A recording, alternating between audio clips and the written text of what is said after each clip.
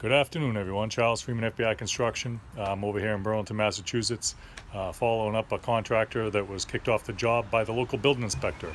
That's a first. I've never seen a building inspector actually tell the customer to fire their contractor.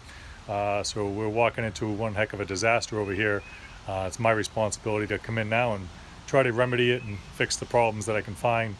And there's a lot of them, unfortunately. All right, so we'll start with a few of the stuff on the outside and we'll work our way in. All right, so what we have here is this is an addition that they put on the house, okay? And what you can see here is this is the old house line right here. This is the addition coming down.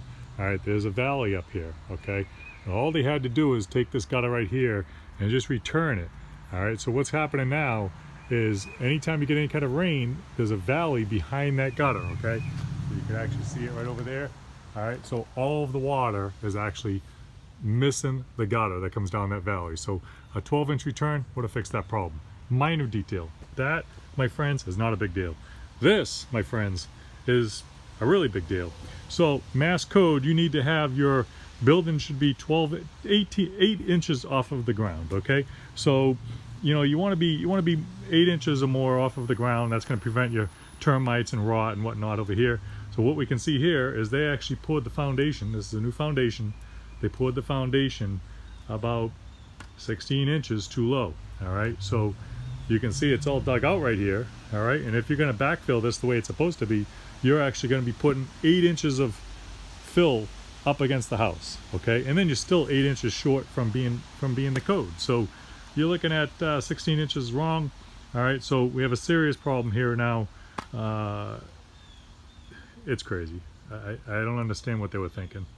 All right. So that's just one of the details. All right. So we're going to come over here. All right. You can hear the frustration in my voice clearly. All right. So what we can see here is they put a balcony deco on over here. All right. And you can see the door threshold right there is actually on the same level. All right. So any kind of water and ice that gets built up is going to go right inside the addition. All right. So that's a bad detail right there. All right. Now that we can look under here. All right. There's no flashing. All right, so they didn't put down any copper flashing. There's no flashing whatsoever. All right, and all they did was just take a little caulking and put it next to the joist, okay? So several problems they're gonna have here is you can actually already see the water right here. Okay, it's gonna go right behind the siding. Okay, gonna go right inside the house right there. All right, so that's a bad detail. There's no copper flashing, so that's all this plywood right here is gonna rot away. That should have been pressure treated wood right here.